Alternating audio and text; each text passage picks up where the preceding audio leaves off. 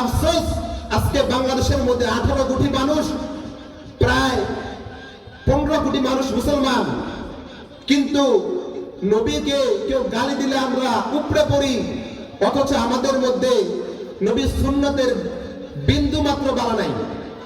এটা আমাদের জন্য চরম পর্যায়ে আফসোস। গতকালকেও দেখেছি ময়মনসিংহে এক সাদেমে রসুল করিম সাল্লাল্লাহু আলাইহি সাল্লামের শানে সে কটূক্তি করেছে। তাওহীদি জনতা তাকে পিটিয়ে হত্যা করে তাকে আগুন দিয়ে পুড়িয়ে ফেলেছে। এটাই হলো নবীজির শানে যদি কেউ কটূক্তি করে, অপমাননা করে, তাহলে তাকে তৎক্ষণাৎ মৃত্যুবরণ করতে হবে। কিন্তু আমরা মুসলমান, নামে মুসলমান হলে তো চলবে না, আমাদের তো কাজেও মুসলমানিত হওয়া লাগবে। আজকে আমরা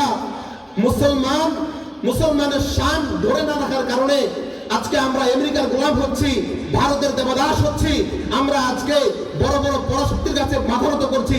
একমাত্র আমরা মুসলমানের সেই অধিকার নিজের মধ্যে প্রতিষ্ঠা না করার কারণে।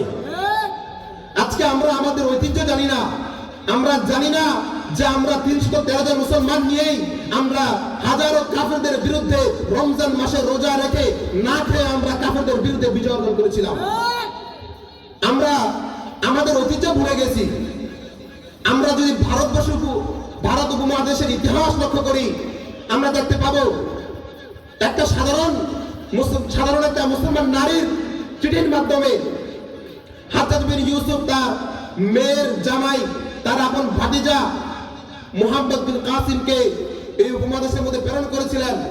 সে নিজে জালেম বাদশা ছিল, কিন্তু সে যখন দেখলো যে আমার মুসলমান এক বোনকে কাফের কুফারেরা নির্যাতন করছে, ধর্ষণ করছে, তখন সে তার মুসলমানিত্ব দেখে সহ্য করতে পারে নাই। তাই সে সঙ্গে সঙ্গে তার সেই জামাতা, তার সেই ভাতিজাকে সঙ্গে সঙ্গে পাঠিয়ে দিলেন, আর সে এসে উপমহাদেশের মধ্যে ইসলামকে কায়েম করে ফেললেন।